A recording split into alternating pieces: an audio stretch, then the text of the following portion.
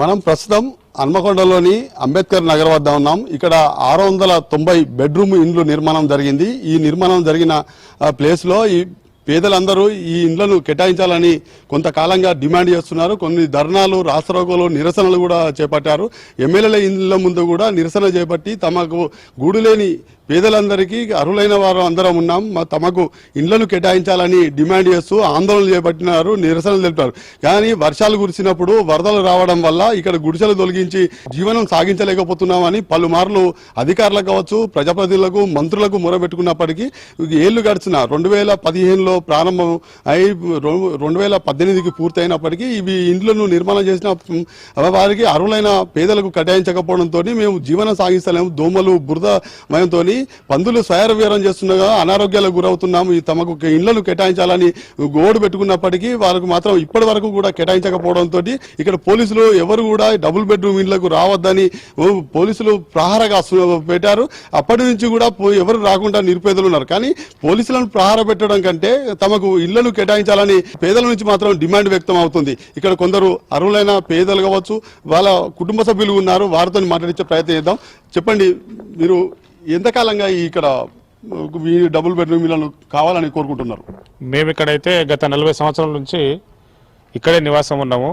గత అంబేద్కర్ నగర్, జితేందర్ సింగ్ నగర్ అనేది బాలసముద్రం చెరువు కట్ట మీద 40 సంవత్సరాలుగా దాదాపు 600 కుటుంబాల వరం ఇక్కడే జీవించినాము. 2015లో తెలంగాణ వచ్చిన తర్వాత కేసీఆర్ ముఖ్యమంత్రి గారు 2015 జనవరిలో వరంగల్ నగరాన్ని విజిట్ చేయడం సందర్భంగా మా స్లమ్ను కూడా వచ్చి ఇవన్నీ గుడిసెలన్నీ తీసేసి మేము డబుల్ బెడ్ ఇల్లు కట్టిస్తామని చెప్పారు. దాన్ని నమ్మిన మేము ఈ స్థలాన్ని వెకేట్ చేసి గవర్నమెంట్కి అప్పచెప్పినాం. 2015 నుంచి 18 లోపు ఇండ్లు కట్టి పూర్తి చేసి మాత్రం చేయడం జరిగింది. కానీ 18 నుంచి ఇప్పటి వరకు ఇండ్లు ఇవ్వకుండా ఆపిన్లు, పూర్తయిన ఇండ్లే 5 సంవత్సరాలు ఆపిన్లు. కాబట్టి మేము 600 కుటుంబాల పేదలం ఇక్కడైతే నివసించి గవర్నమెంట్ నమ్మి స్థలాన్ని ఖాళీ చేసి ఇచ్చినాము. నమ్మినట్టుగానే ఇచ్చి వాళ్ళు కట్టించి ఇచ్చారు, కానీ మా చేతులకు ఇవ్వడానికి ఎందుకో ఇబ్బంది పడ్డారు.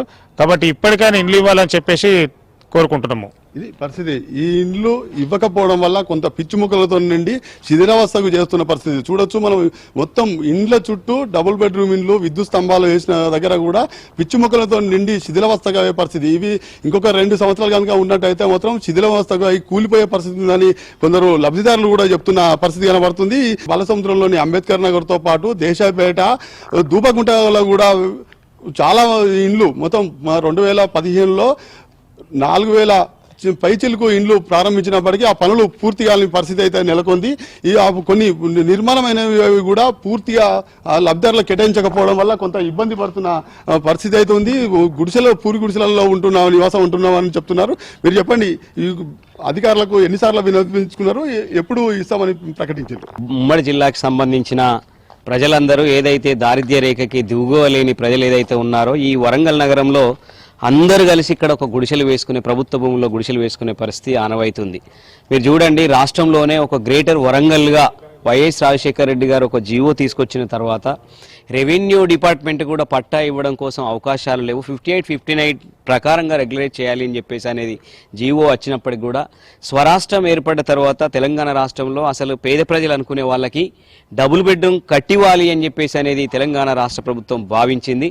కానీ 2014లో తీసుకున్న ఈ యొక్క డబుల్ బెడ్రూమ్ స్కీమ్ని మళ్ళీ ఒక 2 దఫాలుగా పరిపాలన కొనసాగించినప్పటికి కూడా ఎందుకో నియోజకవర్గానికి సంబంధించిన డబుల్ బెడ్రూమ్గా దీన్ని చూడడం అనేది జరిగింది. కానీ గతంలో అంబేద్కర్ నగర్, జితేందర్ సింగ్ నగర్గా ఉన్న పేద ప్రజలందరూ ఇక్కడనే ఉంటే ప్రభుత్వము ఏదైతే డబుల్ బెడ్రూమ్ ఇస్తున్నది ఆర్థికంగా లేని వాళ్ళం కాబట్టి బిల్డింగ్లు వస్తున్నాయని చెప్పేసి అని గుడిసె బతుకులు పోయి బిల్డింగ్లు వస్తున్నాయని చెప్పేసి అనుకున్న తరుణంలో అనేక రకాలుగా జాప్యం జరిగింది. మేము అనేక రకాలుగా కలెక్టర్ గారిని కలిసాము, ఎమ్మెల్యే గారిని కూడా కలిసాము, ఇప్పుడున్న ఎమ్మెల్యే గారిని కూడా కలుస్తున్నాము.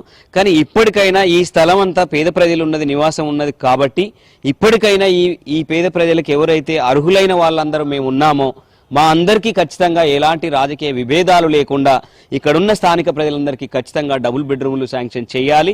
ఇప్పటికే డిపిఆర్ఓ తయారు చేసి అనేక సార్లు స్టేట్కి, ఐఐటి మంది అందరికీ పంపిన పరిస్థితి, గవర్నమెంట్కి పంపిన పరిస్థితి ఉంది. కాబట్టి ఇప్పటికైనా ఇస్తే బాగుంటుంది అని చెప్పేసి మేము అనుకుంటా ఉన్నాం. మేము గత 40-50 సంవత్సరాల కాంచి మా తాత ముత్తాతల నుంచి ఇక్కడనే ఉంటాం. మమ్మల్ని ఇండ్లు తీసేయండి అని ఫోర్స్ పెడితే మేము తీసేసినాం, కట్టించిస్తారని. ఇప్పుడు ఆ ఇండ్లు పూర్తయి కూడా 10 సంవత్సరాలు అవుతుంది. వినయ్ భాస్కర్ గారు కేసీఆర్ గారు వచ్చినా కూడా మేము ఎన్నిసార్లు గెలిపించినా కూడా వాళ్ళ ఇళ్ళ చుట్టూ తిరిగినా కూడా మా పెద్ద మనుషులు తిరిగినా కూడా పట్టించుకోలే. ఇప్పుడు ఇస్తా అప్పుడు ఇస్తా మాకు ఇక్కడ వాళ్ళు తెలుసు అది ఇది అని చెప్పి ఆపినరు. కానీ ఇప్పుడు కాంగ్రెస్ ప్రభుత్వం గెలిచింది కాబట్టి ఇప్పుడు వాళ్ళ చుట్టూ తిరుగుతాను. మొన్న కూడా పోయొచ్చినాం. వాళ్ళు ఇస్తామంటారు, ఇయ్యమంటలేరు. కానీ మాకు కొంతమందికే ఇస్తా అంటారు. మరి మిగతా వాళ్ళు ఎడిపోతారు? మేము ఉన్నది 180-200 ఇళ్ళ దాకా ఉన్నాం. కానీ మా పేదవాళ్ళను మేము కూలినాలు చేసుకుంటే బతికేటోళ్ళము. ఈ వానలకు, ఈ నీళ్లకు, వర్షం నీళ్లకు ఎక్కడెక్కడి నుంచో వర్షం నీళ్ళు వస్తే పియ్యి నీళ్ళల్లో వండుకొని కవర్లు వేసుకొని పండుకుంటున్నాం. కానీ మా మీద దయ కలుగుతలేదు గవర్నమెంట్కు, ఈ ప్రభుత్వానికి. వినయ్ భాస్కర్ దగ్గరికి అయితే కొన్ని సంవత్సరాలు తిరిగినాం. తిరిగి మా వాళ్ళకి యాస్ట్ వచ్చింది, మాకు యాస్ట్ వచ్చింది. కానీ మాకు ఆ ఇండ్లు ఇచ్చులేదు. ఆ ఇండ్లు తలుపులు, కిటికీలు అన్ని కూలిపోయినా కూడా మాకు ఇవ్వట్లేదు. మరి ఎందుకు ఇవ్వట్లేదంటే కొంతమందికే న్యాయం చేస్తా అంటాను, మిగతా వాళ్ళకి కల్పిస్తలేరు. అసలే మాకు అందరికి రావాలనేదే మా బాధ. ఇప్పటికి కూడా తిరిగేది కూడా మేము గవర్నమెంట్ తోటి కొట్లాడేది కూడా మాకు అందరికి రావాలి. 50 మందికి 60 మందికి ఇస్తే మిగతా వాళ్ళు ఎడిపోతారు. మేము ఇక్కడ పుట్టి ఇక్కడ పెరిగిన వాళ్ళకు మాకు అద్దా ఇండ్లు మాకు రావాలి కదా. మేము గవర్నమెంట్ని కోరుకునేది ఒక్కటే, మీ దండాలు పెడతాం, మాకు అందరికి వచ్చేటట్టు చూడండి.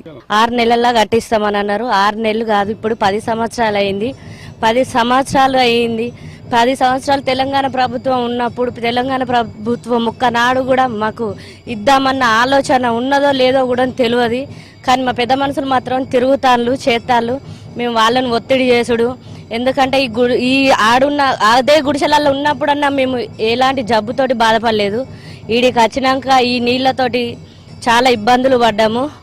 పడరాని కష్టాలు పడుతూనే ఉన్నాము. వానలు వచ్చినప్పుడు మొరబెట్టుకుంటే మా ఎమ్మెల్యే సార్ కూడా అన్నాడు, ఇస్తామమ్మా, ఏనుగచ్చింది తోకొక్కటి రాలేదు, తోక ఇన్నేళ్ళ 10 ఏళ్ళ సంది అంతెత్తు ఏనుగు వచ్చింది కానీ చిన్న తోకే రాలేకపోయిందమ్మా గుడిసెలు ఇవ్వడానికి.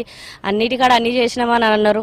మరి మా కాడనే ఎందుకు ఆపిల్లు? మేము గత 10 సంవత్సరాల నుండి ఇక్కడ ఉంటున్నాము. ఆ 10 సంవత్సరాల నుండి కూడా మాకు ఇవ్వడానికి ఏది రాలేదు.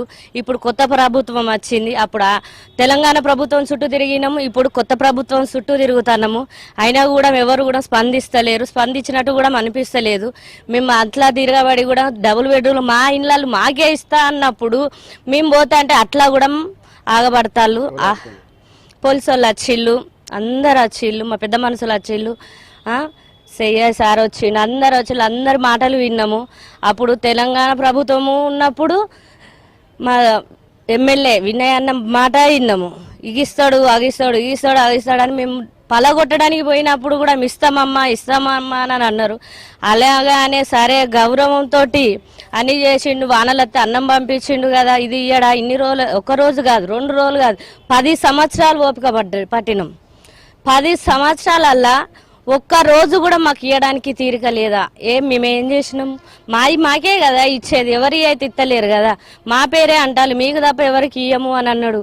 6 నెలల్లో మీకు డబుల్ బెడ్రూమ్లు కట్టి మిమ్మల్ని ఇళ్ళల్లో పంపుతా అని అన్నాడు. కానీ కేసీఆర్ గారు ఇంతవరకు మమ్మల్ని పంపలేదు.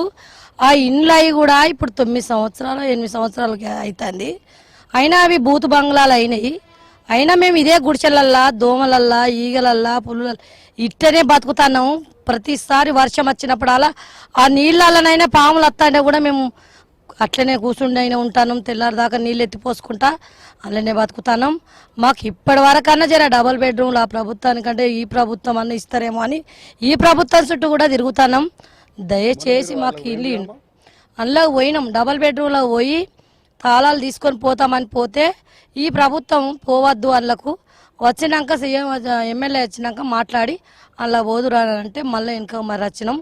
ఆయన మాట మీద మేము మళ్ళీ మరినాం.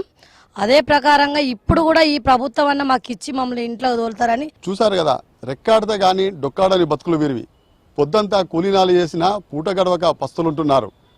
అద్దె భవనాలకు రెంట్ చెల్లించలేక పూరు గుడిసెల్లోనే జీవనం సాగిస్తున్న వీరికి డబుల్ బెడ్రూమ్ ఇండ్లు కేటాయించాలని గుడిసెవాసులు కోరుతున్నారు. వీడియో దసరాతో అశోక్, విజ్ న్యూస్, వరంగల్.